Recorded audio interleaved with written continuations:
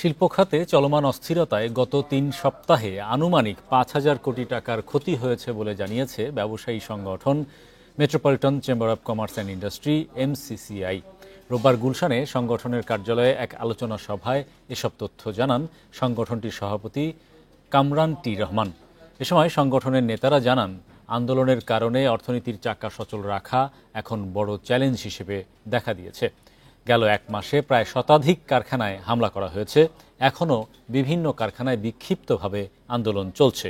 অস্থিরতা কেটে গেলেও পোশাক খাত ঘুরে দাঁড়াতে আরও কয়েক মাস সময় লাগতে পারে।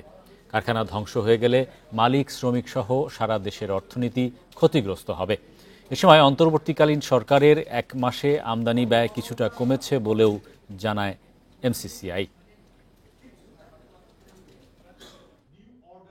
যাদের ফ্যাক্টরি এফেক্টেড হয়েছে, ইন্স্যুরেন্স ক্লেম একটা দুটা কিরকম হয়েছে, এইগুলা মনে করে আমরা একটা এটাকে ওয়াইল্ড গেস বলতে পারেন আর কি, যে আনুমানিক অ্যাজ অফ টুডে ধরেন আনুমানিক হয়তো ৫,০০০ কোটি টাকার মতো ক্ষয়ক্ষতি হয়েছে বলে আমাদের ধারণা ভাই।